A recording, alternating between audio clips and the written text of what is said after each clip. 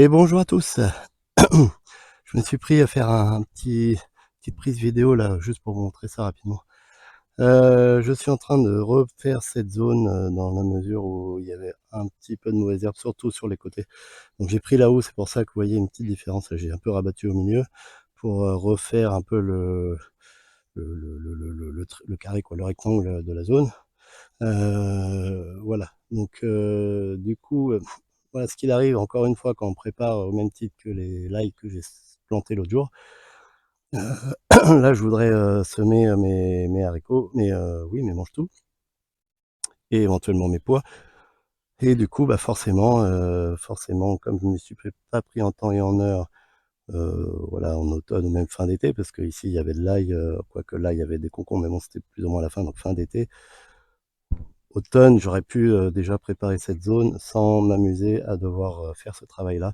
Donc quand on est feignant, encore une fois, bien préparer la zone, sinon on se retrouve à faire du travail, supplémentaire pour pas grand-chose, hein, parce que ça, bah, en plus moi qui suis en j'essaye de tendre vers le non-travail du sol ou en tout cas le moins possible de travail du sol. Là, c'est pas du tout le truc, hein, c'est pas du tout ça qu'il faudrait faire, c'est vraiment pas idéal. Surtout que j'ai une terre, relativement agréable donc un petit peu argileuse, mais tout à fait, bien, une prairie, depuis des années donc plutôt relativement, je dirais pas riche, mais, pas pauvre en tout cas. Donc voilà, donc je m'amuse, j'aurais pu éviter de faire ce travail. Sachant que l'année dernière, pour planter l'ail, j'avais pas du tout retourné le sol. J'avais rien fait donc ça s'est très bien passé. Donc vous voyez quand on fait, les choses, on va dire, en amont, on prévoit, bah, ça se passe plutôt bien. Donc là, ce que j'ai fait, du coup, j'ai refait les bords. J'ai posé la bâche parce que cette zone est terminée, en fait. Je vais pour l'instant semer que sur la deuxième partie, mais j'ai fait la même chose, hein. J'ai refait les bords et je passe un coup de grelinette, au milieu pour, bah, pour remettre un peu la terre, mais surtout pour voir s'il n'y a pas d'autres mauvaises herbes. Il y en a beaucoup moins au milieu parce qu'en fait, il y avait de l'engrais vert, surtout sur la première partie. Du coup, l'engrais vert, c'est de l'avoine. Il y a vraiment très peu d'herbes, hein, au milieu de l'avoine, hein, depuis le mois j'ai semé quand l'avoine? Depuis le mois de juillet? Ouais, fin juillet, août, j'ai semé l'avoine. Fin juillet, il me semble, hein. Fin juillet, j'ai semé l'avoine, il a très bien levé, plus vite que prévu. Il a même, germé, il a fait ses graines. Il est monté en floraison, il a fait ses graines et ça moi je trouvais ça tôt, voilà. Mais bon, je l'ai semé assez tôt donc ceci explique cela. Normalement, il sème un petit peu avant l'hiver et il passe l'hiver et il fait des fleurs, plutôt au printemps, quoi. Il fait ses graines au printemps.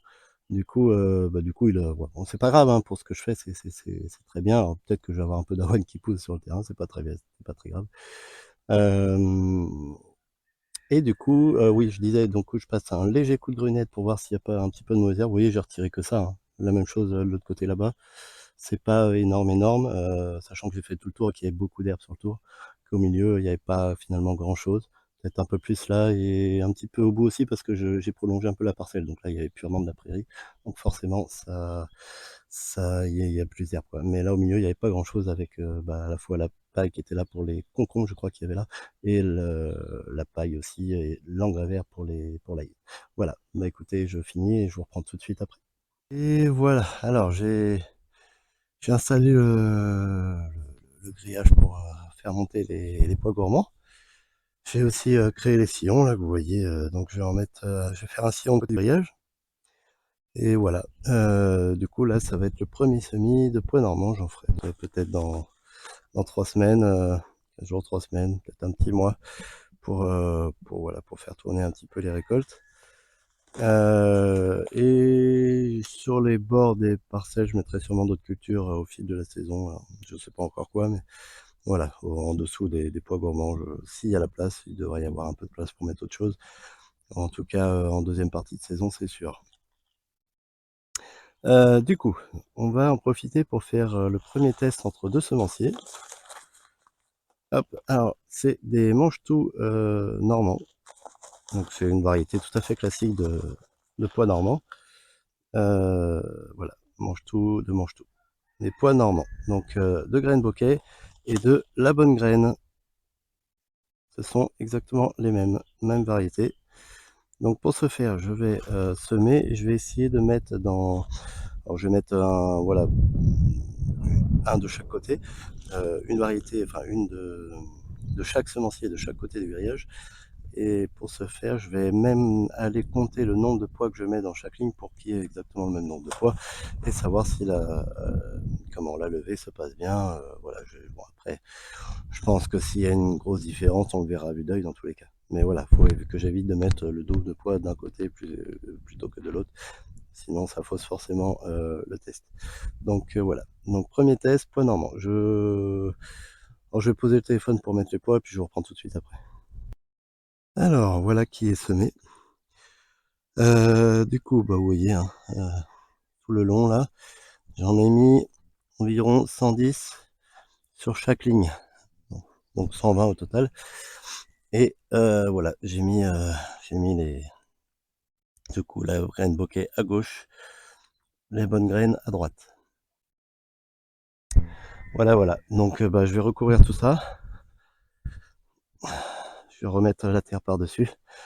Les graines vont être en gros profondes de 3 cm à peu près, plus ou moins. On va dire entre 2 par endroit et oui, 4 cm on va dire. Voilà, allez, à peu près. Bref, ce que vous voyez là, c'est des restes d'engrais verts. Vous voyez, j'ai pas tout enlevé, hein. Il y a encore le système racinaire, mais ça va se décomposer. De toute façon, c'est l'avoine, il est mort. J'ai enlevé les grosses racines des quelques herbes qu'il y avait. C'est surtout de la potentille, moi, que j'ai, qui me gêne beaucoup. Les graminées, finalement, s'enlèvent plutôt facilement. Mais la potentille, elle a tendance, un petit peu comme des fraisiers, voilà, à coloniser un peu les parcelles. Bon, bref. Je recouvre tout ça et je vous reprends tout de suite parce qu'il me faut mes deux mains. Alors voilà, c'est recouvert. Alors je tasse ensuite légèrement, hein. Pas besoin de tasser comme un fou. C'est juste histoire que la terre colle bien un petit peu aux graines. De toute façon, avec la pluie, ça va. Je vais pas arroser, hein, la terre est encore bien humide. Et puis, je laisse la pluie faire son travail à cette époque de l'année. Normalement, bon, c'est à surveiller, mais normalement, il pleut quand même régulièrement, de temps en temps encore. Voilà, il y a toujours des années exceptionnelles, bien sûr, mais voilà, entre la terre qui est humide, ce qui devrait déjà suffire, et la pluie qui devrait, je pense, revenir d'ici quelques jours, ça devrait être largement bon. Voilà. Voilà. Ensuite, est-ce que je paille? Non. Non, je paille pas. Même si d'habitude, je paille très souvent mes cultures. Paille, foin, enfin, en tout cas, je mets de la matière organique. Même si d'habitude je le fais, à cette époque de l'année, je ne le fais pas parce que, par exemple, dans le cas des pois, là, pour rappel, on est début février, donc février jusqu'à mars, et enfin tout le voilà, fin d'hiver, début de printemps. Généralement, alors ça dépend des cultures, mais généralement je ne paille pas, surtout pour les semis, parce que simplement, bah, il y a des petites gourmandes qui s'appellent les limaces et d'autres bestiaux qui ont tendance à manger un petit peu tout ça. Donc le but, c'est quand même que ça pousse, c'est pas de se les faire manger, donc je ne paille pas. Par contre, une fois qu'ils auront poussé peut-être entre 10, 15, 20 cm, enfin, voilà, de relativement grand, là je pourrais mettre de la matière organique. Mais pas avant. Pas avant. Il faut qu'ils soient quand même relativement costauds. Donc d'ici peut-être un mois. Donc pendant un mois, oui, j'aurai une terre à nu sur cette petite zone. C'est pas le cas de la majorité des cultures, mais voilà, tout ce que je mets en place pendant un petit peu de temps en début d'année, bah, ça sera en sol nu. C'est pas forcément le cas de toutes les cultures, encore une fois, donc ça, bah, on verra au fil de la saison lesquelles je mets sous paillis ou pas. En tout cas, c'est le cas des pois et d'autres semis, vous verrez. Voilà, bon bah c'est fini pour cette zone-là. Allez, je vous dis à plus tard et à très bientôt.